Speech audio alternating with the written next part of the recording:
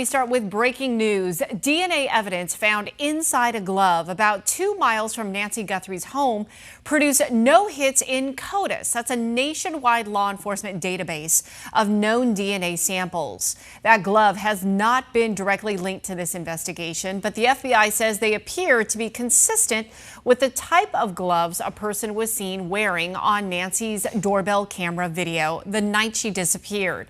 12 News at the Pima County Sheriff's Office. So, Gabriella, what's next in this investigation?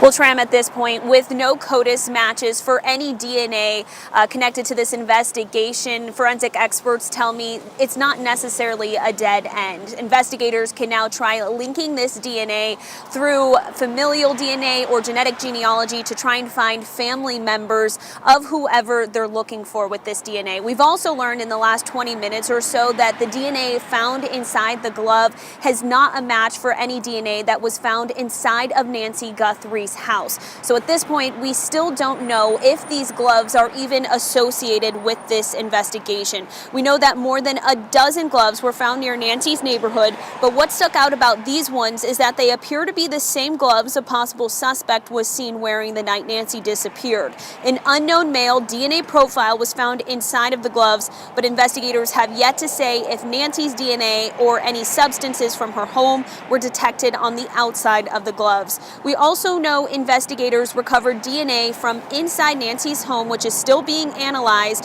That DNA did not belong to Nancy or anyone close to her, according to the sheriff.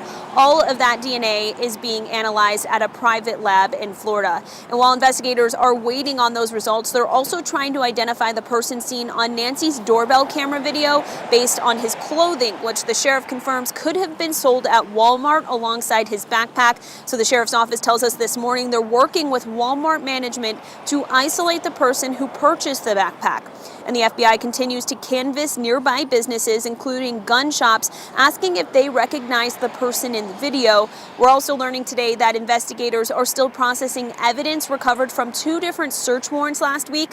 The people involved were questioned and released, and there have not been any arrests so far. The sheriff tells us today that we can expect to see more activity like that this week as they continue to chase new leads. But at this time, he continues to tell us that the Guthrie family, to include Nancy's 3 children and their spouses, have been cleared as possible suspects in this case. Tram? You know, Gabriella, you've covered this case from the very beginning. Here we are, day 18, and it has to just be so frustrating and draining for, obviously the Guthrie family, but every time it seems like there is something, some kind of break, some kind of lead, and then for it not to pan out, it's excruciating. Well, we know investigators are still looking into all of the leads we've seen them go through so far. So those search warrants that we saw last week, they're still processing evidence from those search warrants. So we know that any evidence they find as this case goes on could possibly lead to new information and new leads. So we know they're holding on to hope, and that's something that we'll be speaking about with the sheriff later on today as well. All right, Gabriella, thank you.